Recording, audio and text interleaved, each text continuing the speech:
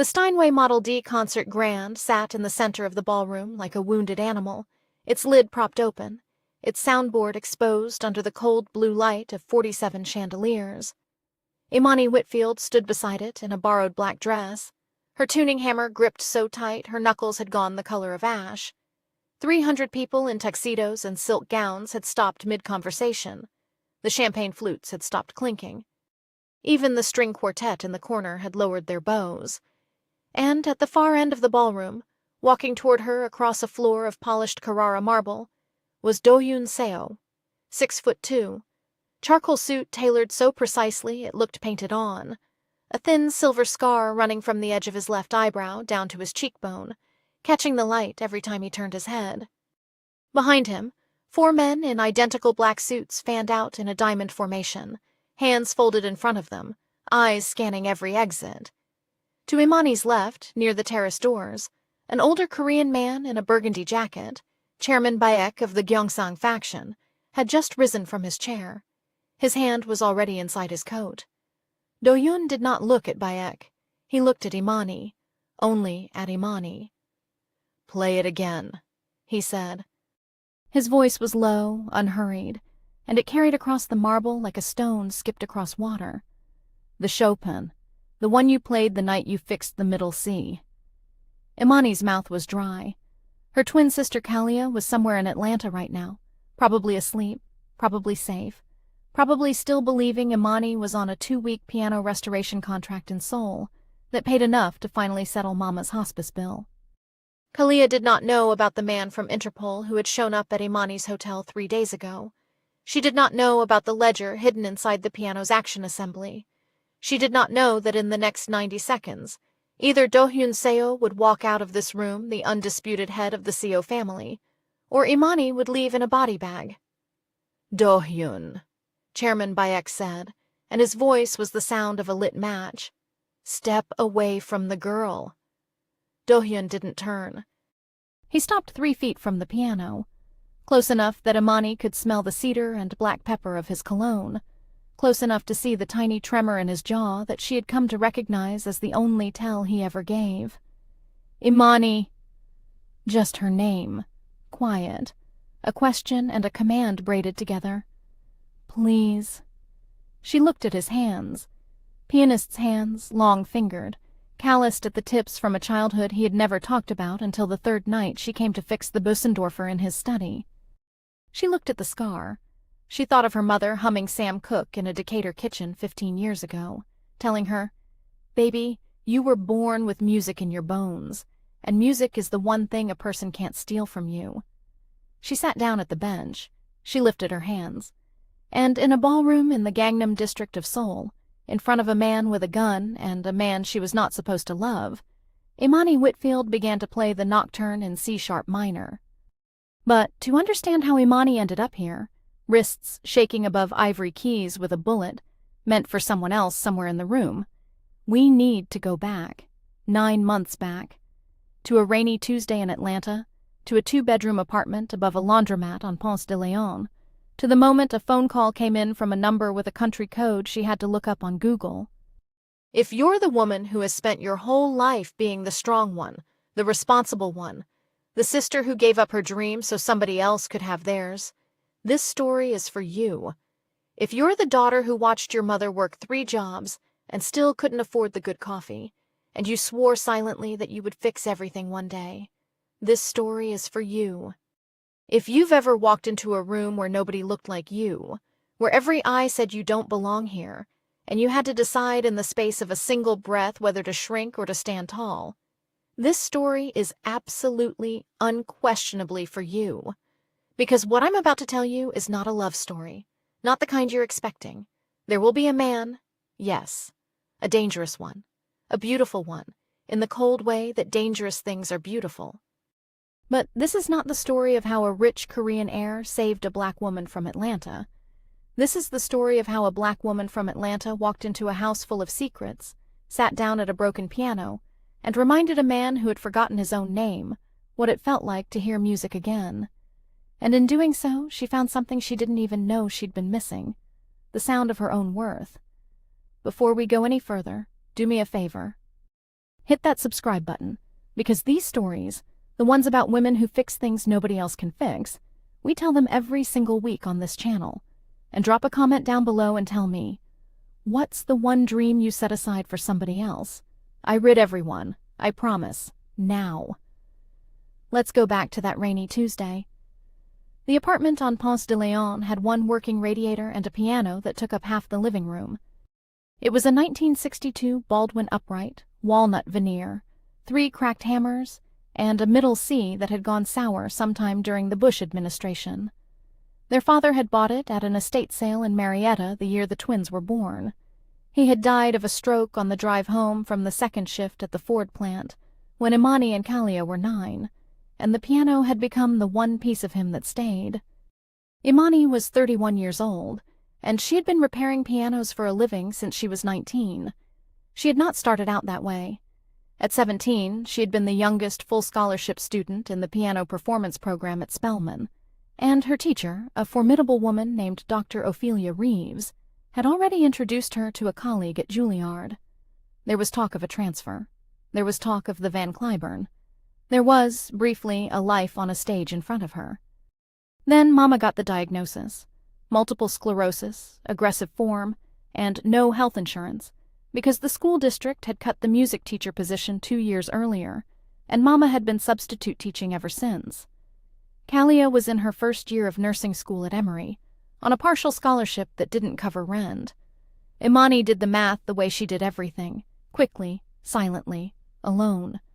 She dropped out at the end of the fall semester. She took an apprenticeship with a piano technician named Mr. Rakesh Menon, who ran a shop off Buford Highway, and she learned to voice hammers, replace bushings, regulate actions, tune concert grands by ear. She was good. Within 4 years, she was the technician the Atlanta Symphony called when their principal tuner was on tour. Within 7, Emory University had her on retainer. Within 10, she had a small but loyal client list of collectors and church music directors who paid her in cash and asked for her by name. She paid Kalia's tuition. She paid Mama's medications. She paid the rent on the apartment above the laundromat, and she paid for the specialty humidifier that kept the Baldwin from cracking further in the Georgia winters. She had, in 12 years of work, saved exactly $11,000 for herself. All of it earmarked for a certificate program at the North Bennett Street School in Boston, a 9-month course in advanced concert grand rebuilding that she had been telling herself she would enroll in next year for 6 years running. Kalia had graduated nursing school.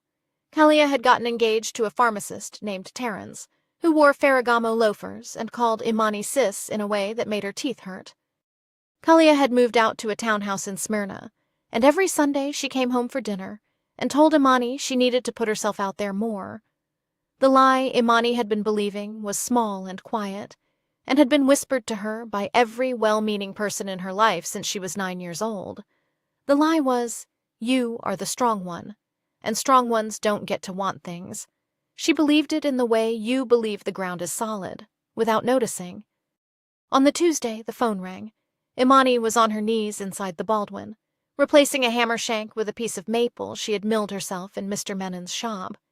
It was raining. The laundromat below was running the industrial dryers, and the whole apartment smelled faintly of dryer sheets and hot metal. Mama was in the recliner, dozing, an old Nina Simone record turning silently on the player because the needle had broken again. The phone was on the coffee table. It buzzed once, twice. Imani wiped her hands on her jeans and picked it up. The number began with +82. She almost didn't answer. She'd gotten scam calls from all over the world in the last year, and she had learned to be suspicious. But something about the timing, the way the rain suddenly softened outside the window, the way Mama shifted in her sleep and murmured, "Baby, get that," made her swipe her thumb across the screen. "Whitfield Piano Restoration," she said. She always answered that way, even from her personal line. The voice on the other end was a woman, middle-aged, precise English with a slight British inflection. "Ms. Whitfield, my name is Yuna Choi. I am the estate manager for the Seo family in Seoul, Republic of Korea. I am calling on the recommendation of Dr. Ophelia Reeves at Spelman College. Do you have a moment to speak?" Imani sat down on the piano bench, slowly. because she had not spoken to Dr. Reeves in 9 years. "I have a moment," she said. "The Seo family has recently acquired a 1923 Bösendorfer Imperial 290, 97 keys. It was previously owned by the concert pianist Bela Domokos. It requires substantial restoration, and the family patriarch has been insistent that the work be done by a technician trained specifically in the Bösendorfer school, but with an ear for American concert practice as well. Dr. Reeves says you are the only technician she knows who fits both criteria." Imani closed her eyes. She could see Dr. Reeves in her office, in her purple silk scarf, telling her once, "Child, if you disappear into that shop and never come out, I will personally come find you." "I would need to see the instrument," Imani said, "in person, to give an accurate estimate. Of course, the family is prepared to fly you to Seoul, business class, and to house you at the estate for the duration of the assessment. Should you accept the full restoration, the fee will be $62,000, half on acceptance and half on completion. The projected timeline is 12 weeks. The rain outside had stopped. Imani could hear her own heartbeat, thick and slow, in her ears. $62,000. Mama's hospice bill was $41,000. The North Bennett program was $22,500. "When would you need me?" she asked. "The car would arrive at your building next Monday morning." She should have asked more questions. She should have asked about the family. She should have Googled the name Seo before she said the next word. But she didn't, because sitting there in the smell of dryer sheets and old records, with Mama's medication bottles lined up on the kitchen counter like a small silent army, Imani Whitfield made a decision that she had, in some quiet part of herself, been waiting 12 years to make. "I'll be ready," she said. The Seo estate did not look like a mafia compound. That was the first thing that surprised her, and it should have been the first warning. It looked like a museum, a long, low structure of poured concrete and hand-cut cedar, set into the side of a mountain 40 minutes north of Seoul in a district called Pyeongchang-dong. The driveway was lined with black pines. The gate was operated by a keypad and a retinal scanner, and a man in a dark suit who did not smile when he checked her passport. But the entry hall, when she walked into it, held a Rothko on one wall and a Yoon Hyung-kun on the other, and the floors were heated, and somewhere out of sight a woman was playing Debussy on what sounded like a very well-maintained Yamaha C7. Yoona Choi met her at the door. She was smaller than her voice had suggested, in her mid-50s, with a chin-length silver bob and reading glasses on a chain around her neck. She bowed slightly. Imani bowed back, unsure of the depth. "The Bösendorfer is in the West Wing," Yoona said. "The family patriarch, Chairman Seo Kwang-il, is currently in Busan. You will meet him upon his return in 10 days. In the meantime, his grandson, Mr. Seo Dohyun, will be your point of contact. He lives at the estate." "His grandson runs point on piano restoration?" Yoona's mouth moved in something that was not quite a smile. "Mr. Dohyun has particular views about the instrument. He is a pianist himself. Was, rather. He no longer performs." She led Imani down a hallway that smelled of green tea and beeswax. The Bösendorfer was in a room the size of a small chapel, with a domed ceiling and a single north-facing window that looked out onto a garden of black stones and moss. The piano sat on a raised platform of pale oak. It was in worse shape than Yoona had suggested. The soundboard had a crack the length of a forearm. 2 of the extra bass strings, the ones that made an imperial, were snapped and coiled like dead vines. The action was original, which meant it was over 100 years old and had likely never been fully rebuilt. Imani set down her case. She walked slowly around the instrument. She ran her fingertips along the case bent. She lifted the lid and inhaled the smell of old spruce and hide glue and dust, and her heart did something small and traitorous inside her chest. "It's beautiful," she said, more to herself than to Yoona. "It has not been played in 11 years. Imani turned. "Why not?" Yoona did not answer. She was looking at the doorway. Dohyun Seo was standing there. He was in a black cashmere sweater and dark trousers. No shoes, just gray wool socks against the heated wood floor. He was younger than she had expected. 34, 35 at most, and there was a stillness about him that made her think, immediately and involuntarily, of the way a cat sits before it decides whether you are a friend or a mouse. The scar on his cheekbone was thinner in person than she would later remember it. His eyes were the color of dark honey held up to the light. "Miss Whitfield," he said. His English was better than his estate manager's, American inflected, faintly East Coast. "Thank you for coming." He did not offer his hand. She did not extend hers. "Mr. Seo." "Dohyun, please." He walked past her, not looking at her, and stopped in front of the piano. He laid his palm flat on the closed fallboard, the way someone touches the forehead of a sleeping child. "What can you tell me?" She told him. The cracked soundboard, the snapped strings, the action that would need to be entirely rebuilt if he wanted it to hold regulation for more than a season. She told him it was a 12-week job at minimum, maybe 14. She told him what he probably already knew, which was that this instrument, restored, would be worth close to $600,000, and unrestored was worth roughly the cost of the wood. He listened without interrupting. When she finished, he asked, "Can you make the middle C sing again?" It was a strange question. Not can you restore it, not how much will it cost. Can you make the middle C sing? "Yes," she said, "I can." "Then start there, tonight, before anything else." "Mr. Seo, that's not the standard order of—" "Dohyun." He turned his head and his eyes met hers for the first time. Not cold, exactly, but guarded, the way a locked room is not angry at you for standing outside it. "And I know. I would like to hear the middle C tonight, please." She worked until 2 in the morning. She replaced the hammer, the shank, the whippin'. She regulated the single key by feel because there was no reference. And when she was done, she sat down on the bench and played softly a single note. The C rang out into the domed ceiling, and it did what a good middle C is supposed to do, which is settle into the room like it had been there all along. She hadn't seen him come in, but when she lifted her hands, she heard him behind her in the doorway. "Again," he said quietly. She played it again. "Play something." "It's the middle of the night. Please." So she played the opening bars of the Chopin Nocturne in C-sharp minor, just the right hand, just what one key could bear. And behind her she heard the sound of a man exhaling as though he had been holding his breath for 11 years. The next morning at breakfast, in a sunlit kitchen where a Filipina cook named Tita Marisol served her poached eggs and jasmine tea, Una Choi sat down across from her and said very quietly, "You should know something about this family, Miss Whitfield, before you go any further." Una did not use the word mafia. She used the phrase diversified holdings. She used the phrase legacy interests.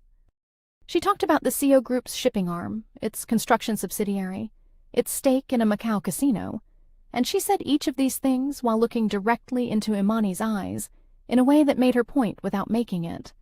Then she said, "Chairman Seo has 3 sons and 1 grandson. The grandson is Dohyun. Dohyun's father, the eldest son, died in what was recorded as a car accident 9 years ago. It was not an accident. The other 2 sons believe they should inherit the leadership of the family upon the chairman's retirement, which is expected within 18 months. Dohyun, by blood and by the chairman's wishes, is the rightful heir. This is not a matter that will be settled peacefully." Imani had stopped eating. Her fork was hovering over the plate. "Ms. Choi, I'm here to fix a piano." "Yes, and you should fix the piano. You are safe on this estate. You are safer here than you would be in Seoul. But you should know that Dohyun does not receive visitors. He has not spoken to a woman outside this household in 3 years. And last night, he stood in the doorway of the West Wing for 2 hours listening to a single note. I have worked in this house for 22 years, Miss Whitfield. I'm telling you this because I like you, and because I believe Dr. Reeves would want me to." Imani sat with that. The tea steamed between them. Why did he stop playing? Una considered her for a long moment. His father was killed in front of him, in the car. Dohyun was in the passenger seat. He was 25 years old and had just returned from his final year at the Manhattan School of Music. He had been offered a fellowship in Salzburg. He was to leave in 3 weeks. She paused. The Bösendorfer was purchased by his father as a graduation gift. It arrived at the estate the week after the funeral. Dohyun has not touched it since. Imani looked down at her hands. They were the hands of a woman who had spent 12 years fixing what other people had broken. "Why me?" she asked. "Why fly a black piano tuner from Atlanta halfway around the world for this? There are technicians in Vienna, in Tokyo." "Because," Yuna said, and now her voice dropped. "The chairman did not choose you. Do-Yun did. He heard a recording of you tuning the Steinway at Emory during a graduate recital 2 years ago. Someone had left the microphones on between pieces. He heard you humming while you worked. He has watched every public appearance you have ever made since. There are not many, but he has watched them all." The kitchen went very quiet. "That is a strange thing to tell me, Ms. Choi. I am telling you because I do not think Do-Hyun would ever tell you himself, and because you should decide now whether you want to know that." Imani was quiet for a long time. Then she said, "There's a police matter, isn't there? Something coming." Yuna's eyes flickered. "How did you know?" "Because you're telling me all of this on my second day, and that means somebody wants me prepared for something." Yuna took off her glasses and folded them into her lap. Outside the window, a magpie landed on a moss-covered rock. 3 weeks ago, an internal ledger went missing from the chairman's private safe. It contained detailed records of certain business transactions dating back 30 years, names of politicians, names of judges, names of officers in the Yongsang faction, which is a rival family based in Busan. If that ledger surfaces publicly, it destroys everything the chairman has built. If it surfaces in the hands of the Yongsang, it starts a war. The 2 younger sons believe Do-Hyun took it. They are wrong, but they are looking for it, and they are looking hard, and they know a foreigner has just arrived on the estate. Imani felt her hands go cold in her lap. "Are you telling me I'm in danger?" "I am telling you," Yuna said, "that the Bösendorfer's Action Assembly, which you will be removing this week, has not been serviced in 100 years, and that a small book, hidden inside a piano that no one has been willing to touch for 11 years, would be very difficult to find, even for people who know where to look." Imani stared at her. "You're telling me the ledger is in the piano." "I am telling you nothing." "I am asking you a question, Ms. Whitfield. When you begin the restoration this afternoon, and you open the Action Assembly, and you find perhaps a small leather-bound notebook that does not belong there, what will you do?" The magpie outside the window took off from the rock and vanished into the pine trees. Imani looked at Yuna and then past her, down the long hallway toward the west wing, where somewhere in a domed room a piano waited with its secrets nested inside it, like a heart inside a rib cage. She had come here to fix a piano, to pay a hospice bill, to finally, at 31, buy her own life back. And now she was sitting in a kitchen being asked to decide whether she was going to become a woman who carried other people's secrets, or a woman who chose her own. She did not open the Action Assembly for 6 days. She worked around it. She replaced the 2 broken bass strings with wire she had brought from Atlanta, cutting and coiling by hand, while a light snow fell outside the north window. She removed the cracked soundboard and shipped the specifications to a spruce mill in Bavaria. She spent hours in the estate library with reference books on Bösendorfer regulation in 3 languages, 2 of which she could not read but could parse enough of by diagram. And every evening at 9 o'clock, Do-Hyun came to the west wing and sat in a leather chair near the door, and she played him one thing, not always Chopin. Sometimes a slow blues her father had taught her, something in E-flat that had no name. Once, the opening of Mary Lou Williams' Zodiac Suite. He never asked. He simply sat and listened, and when she was finished he would nod once, stand up, and say thank you in a voice so quiet it was almost only breath. On the 6th night, she stayed after he left. She locked the door of the west wing from the inside. She pulled on cotton gloves, and she opened the Action Assembly. The notebook was small, bound in oxblood leather, no larger than her palm. It was wedged behind the balance rail, wrapped in a strip of green silk, in a space no piano technician would have looked at without a reason to look. She did not open it. She did not want to know. She sat on the bench with it in her lap, and she cried quietly for the first time in 9 years. She cried for her father. She cried for her mother, and for the girl she had been at 17, with a Juilliard letter and no permission to accept it. She cried because she understood, in that moment, that she had spent her entire life fixing other people's broken things, and hoping that somebody, someday, would come along and notice that she was broken too. Then she wiped her face. She got up. She walked out of the West Wing, down the long corridor, and she knocked on the door of Dohyun's study. He opened it in the same black sweater from the first night. He looked at her face, and something in his own face shifted. "I found it," she said. He closed his eyes.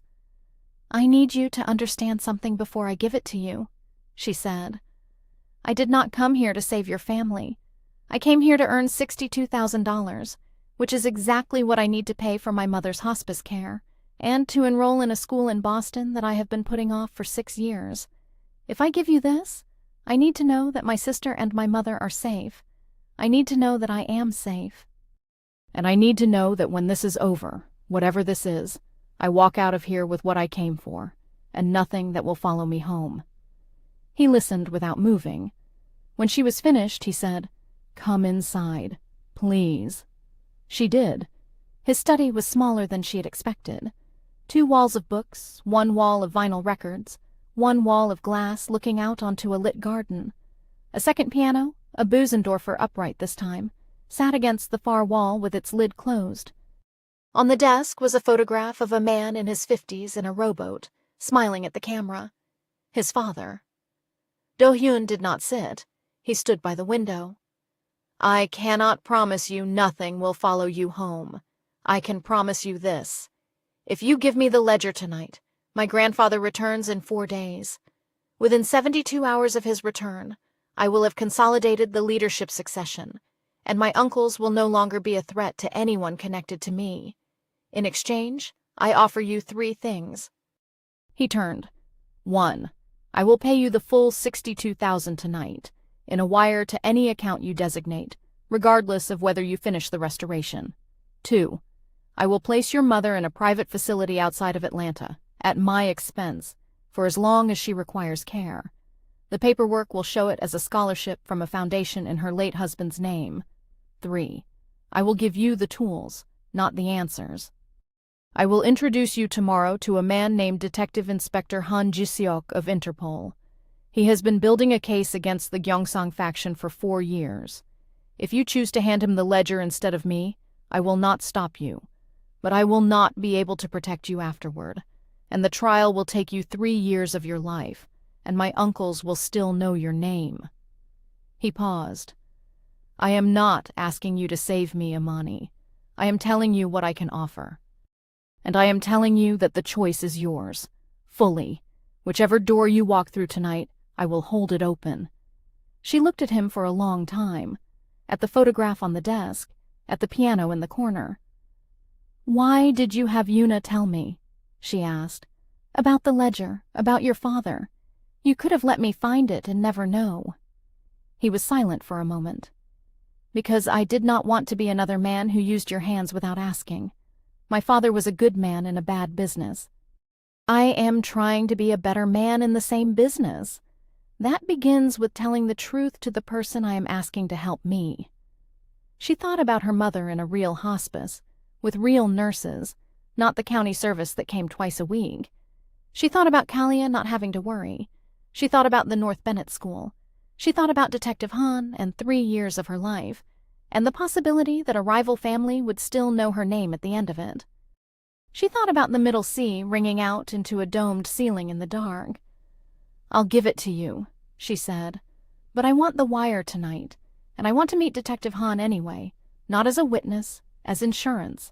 If anything happens to me or to my family, that book becomes his." For the first time since she had met him, Dohyun Seo smiled. It was small, and it did not last, but it was a smile. Agreed, he said. Detective Inspector Han Ji-suk was 56 years old, gray at the temples, and had the tired eyes of a man who had spent his career watching bad people go free. He met her in a coffee shop in Insadong 2 days later. He did not take notes. He listened while she talked. She did not give him the ledger. She told him where a photocopy of it would be, in a safety deposit box at a Shinhan bank branch in Itaewon, and she gave him a key sealed inside an envelope that also contained her sister Kalia's address in Smyrna, Georgia, and a handwritten note that said, "If I am dead, protect them." Han read the note. He folded it. He put it in his inside jacket pocket, and he said in careful English, "Ms. Whitfield, I have been a police officer for 31 years. I have never met an American woman who understood leverage this well. I hope I do not need this envelope. I will treat it as though I do." She walked out of the coffee shop into the March cold and felt, for the first time in her adult life, like a person who had negotiated for herself. The wire hit her account that night, $62,000. She called Kalia at 6 in the morning Atlanta time. She told her a version of the truth, that she had been paid in full up front, that Mama was being moved to a facility called Willow Ridge outside Roswell, that the paperwork would come through in her father's name, and that Kalia was not to argue with her. Kalia argued anyway. Imani listened for 11 minutes.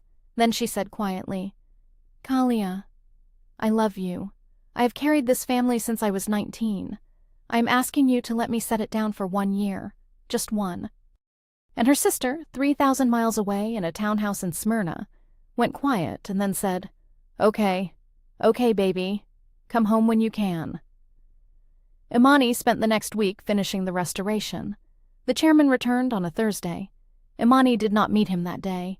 She heard the helicopter land, and she heard voices in the great room, and she stayed in the west wing with the piano. On Friday morning, Dohyun came to her. "My uncles are here," he said. "They arrived an hour ago. The younger, Junho, has made an accusation to the chairman that I have been sheltering an American operative on the estate. He is asking that you be turned over for questioning." She looked up from the action assembly. She had just fitted the last hammer. The piano was, functionally, whole. "What does your grandfather say?" "He is listening. He has not decided." "What do you need me to do?" "Nothing. You have done everything you were asked to do. I am telling you because I promised you honesty." She stood. She wiped her hands on the linen apron Tita Marisol had given her. "Dohyun, take me to him." "Imani, take me to your grandfather. Now." She walked into the great room in her work clothes, in jeans and a black turtleneck and the apron. 3 men were seated in leather chairs. Chairman Seo Kwang-il, small and thin and 81 years old, with a white mustache and eyes like river stones. Uncle Junho, mid-40s, in a suit that cost more than her rent. Uncle Kyung-soo, older, quieter, watching. 2 bodyguards stood at the doors. She bowed, properly, the way Yuna had taught her the second week. "Chairman Seo, my name is Imani Whitfield. I am the piano technician from Atlanta. I have restored the Bösendorfer Imperial your son purchased for your grandson 11 years ago. I would like to invite you to hear it this evening, if you will permit me." The old man looked at her for a long time. Yunho started to speak. The chairman raised one finger, and Junho stopped speaking. "You are the young woman my grandson has been listening to for 2 years, the chairman said. His English was slow, precise, better than she expected. "Yes, sir." "Do you know what my grandson has not done in 11 years, Miss Whitfield?" "I do, sir." "Tell me." "He has not played." The chairman nodded slowly. "This evening, then, in the West Wing, 9 o'clock. My whole family will attend." He rose. He walked out. Yunho watched her go, and his eyes were the eyes of a man cataloging a debt. That night at 9, in a dress Yuna had lent her, Imani stood beside the Bösendorfer while 40 members of the Seo family and their inner circle filed into the domed room. Chairman Seo sat in the front row. Junho and Kyung-soo sat behind him. Dohyun stood at the back near the door. Imani had not planned to speak, but she found herself speaking anyway. My father died when I was 9 years old, she said. Her voice carried in the domed room. He left me one thing, a piano. It was a Baldwin upright, and it wasn't worth very much, but it was worth everything. The reason I know how to fix instruments is because I could not bear the thought of my father's piano falling silent. I want you all to know that this instrument in front of me is worth $600,000 in restored condition, but that is not what it is worth. What it is worth is the sound of a father's love for his son, carried across 11 years of silence. She turned. She looked at Dohyun. Mr. Seo, will you play it? The room went absolutely still. Dohyun did not move. Then, slowly, he walked to the front. He passed his grandfather. He sat down on the bench. He rested his hands on the keys for a long moment. And he began to play. Bach, the prelude in C major. Simple, clean, whole. By the second measure, Chairman Seo was crying, silently in the front row. Hey, real quick, before we go on. If this story is hitting you the way it's hitting me right now, do me a favor. Tap the like button. And if you haven't subscribed yet, hit that too. The best part of this story is still coming, and I don't want you to miss it. The chairman announced the succession the following morning. He did it at a breakfast attended by every senior member of the family, and every faction head loyal to the Seo name. He did it in a plain white shirt, sitting at the head of a long table of persimmons and grilled fish and rice porridge. He did not use flowery language. He said in Korean and then again in English for the benefit of the 2 Americans in the room, Imani and a lawyer from New York named Rebecca Elwood, who had been quietly summoned 2 days earlier, that effective in 90 days, on his 82nd birthday, he would step down as head of the family holdings, that his grandson, Seo Dohyun, would assume the chairmanship of the legitimate Seo group, that the legacy interests, the diversified holdings Yuna had spoken of, would be wound down over a period of 5 years under the supervision of Rebecca Elwood's firm and a Korean law firm of Dohyun's choosing. Uncle Junho stood up. He spoke rapidly in Korean. Imani could not follow the words, but she could follow the tone. He was furious. He gestured toward her twice. He raised his voice at the chairman, which she had been told, quietly, by Yuna, was something that had not been done in the Seo family in 40 years. Chairman Seo listened. When Junho finished, the old man set down his teacup. He spoke for perhaps 90 seconds, quietly, evenly. When he was done, Junho's face had gone the color of ash, and he sat down. Yuna, standing behind Imani's chair, leaned down and translated in a whisper. The chairman has told his son that any man who would raise a hand against a foreign guest to preserve his own inheritance has already forfeited that inheritance. He has told him that the ledger he sought was in Dohyun's possession all along, and that it has been surrendered to a joint task force at Interpol as part of the wind-down. He has told him that if any harm befalls Ms. Whitfield or her family, in Korea or in the United States, at any time in the next 50 years, he will personally see to it that Junho does not survive the week. Imani did not eat much breakfast. 2 days later, a raid coordinated by Detective Inspector Han and a South Korean anti-corruption task force arrested 7 senior members of the Gyeongsang faction, including Chairman Baek, on charges ranging from racketeering to the 12-year-old murder of a prosecutor in Daegu. The evidence had come, the press release said, from an anonymous internal source within a rival organization who had chosen cooperation over conflict. That was the public part. The public part was in the newspapers. The private part was this. On the evening after the arrests, Junho came to the West Wing. He knocked on the doorframe. Imani was inside, packing her tools. She turned. She did not step back. He stood in the doorway. He was smaller than she had thought, without his suit jacket. He looked at her for a long time. "Ms. Whitfield," he said in careful English, "I have come to apologize. I have come to say that I understood when my father spoke yesterday that the person I have hated for 2 weeks is not you. It is myself. I have wanted a life I did not earn. You have earned a life I did not want to give you." He bowed, deeply, formally, longer than she was expecting. "You are welcome in this family for the rest of your life, and you are welcome to leave it if that is what you choose. I will not stand in your way." He straightened. He turned. He walked out. Imani stood there for a long time, holding a tuning hammer, in a room that had once been silent for 11 years. Outside the north window, the March snow had melted, and the first small green things were beginning to push up through the moss. Kalia flew in 3 days later. Imani had not asked her to come. Kalia had bought the ticket herself on a credit card when the paperwork for Mama's new hospice had arrived at the townhouse in Smyrna in a large envelope with a Seoul return address. She had shown up at the estate gate in a Nike tracksuit and pink Crocs, with a suitcase and a face that Imani had known her whole life, and she had said to the guard at the gate, "My name is Kalia Whitfield, and my twin sister is inside this house, and I would like to see her, please." They walked in the Blackstone garden. It was raining lightly. Kalia had borrowed a coat from Yuna that was 2 sizes too big. "You should have told me," Kalia said. "Everything. The whole thing." "I couldn't." "You could have. You just didn't." "Cal, if I had told you, you would have gotten on a plane and shown up exactly the way you did, and you would have been in danger." "I don't care about danger. I care that my sister is in Korea in the middle of a mob war and I didn't know." "It's not a mob war anymore." "That's not the point, Imani." They walked. The rain was very soft.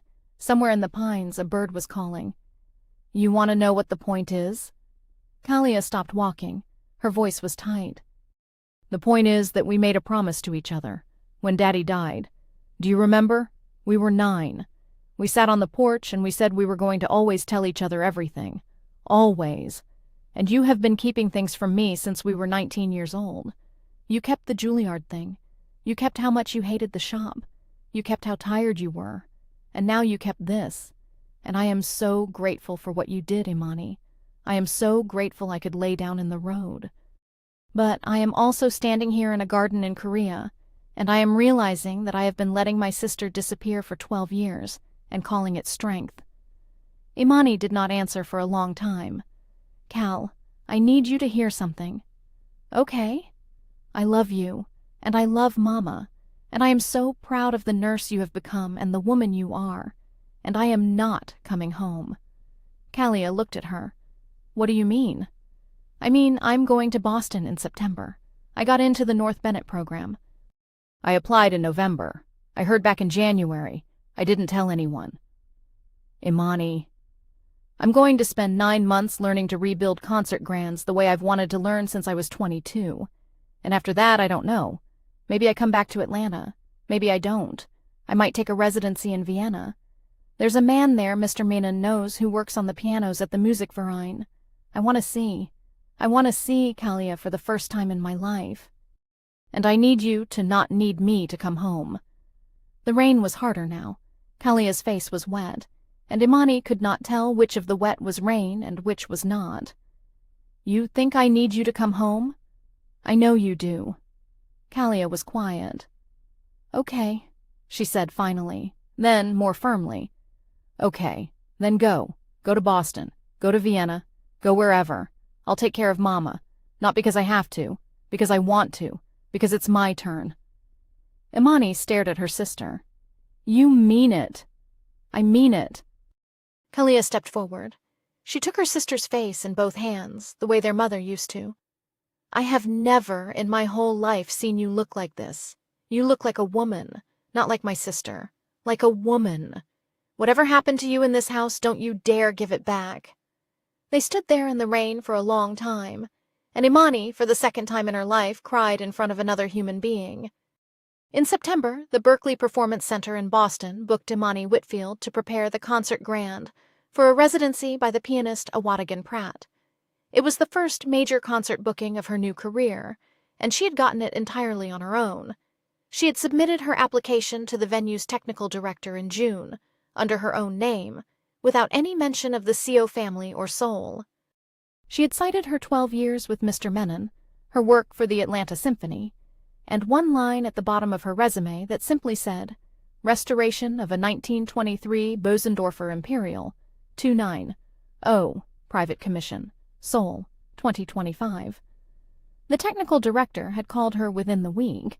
She had finished the North Bennett program in June with the top marks in her cohort. She had turned down the Vienna residency in the end, in favor of a smaller offer that felt more like hers, a 2-year appointment as the resident concert grand technician at the Berkeley Performance Center, with permission to take outside restoration work on the side. The salary was $94,000. It was the first time in her life she had made an income of her own that was more than what she needed to give away. She rented a 1-bedroom apartment in the South End. It had wide plank floors and a bay window and no piano in it, which felt, at first, like a strange kind of grief. She bought herself a coffee table. She bought herself a proper bed with a real headboard, not the futon she had slept on for a decade. She bought a used baby grand from an estate sale in Newton, a 1968 Mason and Hamlin with a warm middle register that reminded her faintly of the Baldwin, and she put it in the bay window where the morning light hit it. Her mother had passed in July, peacefully at Willow Ridge, with Kalia holding her hand. It had been terrible, but it had been what her mother had wanted, and Imani had flown home for a week and had played, at the funeral, the same slow blues in E-flat that her father had taught her at 7 years old. Kalia had sung, Terence had cried. Dr. Ophelia Reeves had come in her purple scarf, and had sat in the front pew and had said afterward, in the parking lot of the funeral home, "Baby." "You came back to yourself. I always knew you would." The night before the Awadigan Pratt residency, Imani was alone in the Berkeley Performance Center at 10 in the evening. The concert grand, a Steinway D she had been working on for 6 weeks, was in perfect regulation. She played it softly for herself. She played the Chopin. She played the blues in E-flat. She played a little piece she was trying to write, something she had never told anyone about, something that had come to her in the west wing of an estate in Pyeongchang-dong, on a night when she had chosen, for the first time, to be her own. When she was done, she sat on the bench in the empty hall, and she thought about the girl in the apartment above the laundromat, the one who had believed that strong ones didn't get to want things. "You were wrong, baby," she said silently, to that girl. "You were so wrong. And it's okay. We got here anyway." She locked up the hall. She walked home through the Boston autumn, past the brownstones with their lit windows, past the street musicians in the tea station playing for change. She walked past a man playing a small keyboard on the corner of Tremont, and she stopped, and she dropped a 20 in his case. He looked up, surprised. "God bless you, sister," he said. "Keep playing," she said. Dohyun did not come to Boston for a year. They wrote to each other, long letters at first on paper, because he had said, on the last night in Seoul, that he wanted to learn how to be patient again, and that email was not patience. He wrote to her about his grandfather, about the wind-down of the legacy holdings, about the surprising difficulty of learning to run a legitimate shipping business when you have spent your whole life being groomed for something else. She wrote to him about Boston, about the North Bennett program, about a technique she was developing for regulating an action in unusual humidity. Neither of them wrote about what had happened between them, because what had happened between them had been mostly silences, and neither of them was yet ready to make those silences into words. Then, in October of the year Imani turned 33, Dohyun sent a short email. "I have a business meeting in New York on the 11th. I could be in Boston on the 12th. If it is a good time, I would like to hear you play. If it is not, please tell me, and I will come another time." She wrote back, "The 12th is a good time." He arrived at her apartment at 3 in the afternoon on a Saturday. He was in a dark gray sweater and jeans, no suits, no bodyguards. He looked, in the light of her bay window, younger than she remembered. The scar on his cheekbone had faded. His hands were the same. She had made tea. He had brought a small package wrapped in brown paper. He set it on her coffee table. "For you," he said. She unwrapped it. It was a book, a first-edition copy of the letters of Nadia Boulanger in French, which she could not read. She looked up at him. "Yuna told me," he said, and he smiled, the same small smile from the night in his study, "that you have been studying French." "I have." "I thought it would give you a reason to keep studying." She held the book in her lap. She did not know what to say. So she said the true thing. Dohyun, I have thought about you every day for a year. He looked at her. His face did not change, but something behind his eyes did.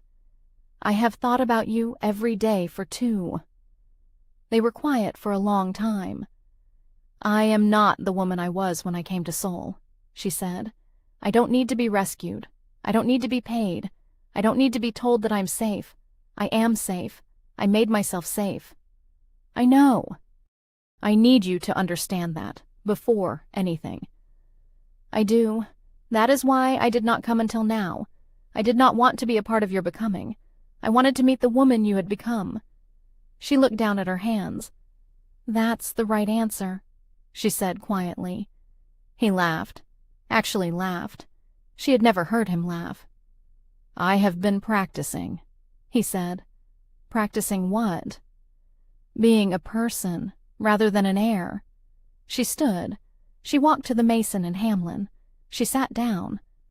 He came and stood beside the piano, one hand resting on the case, not touching her. Play something for me, he said. Please. She played the little piece she had written, the one she had never played for anyone. It was short, under 4 minutes, and it was in C-sharp minor, and it did not sound like Chopin, and it did not sound like Mary Lou Williams, and it did not sound like anyone. It sounded like her. When she finished, he did not clap.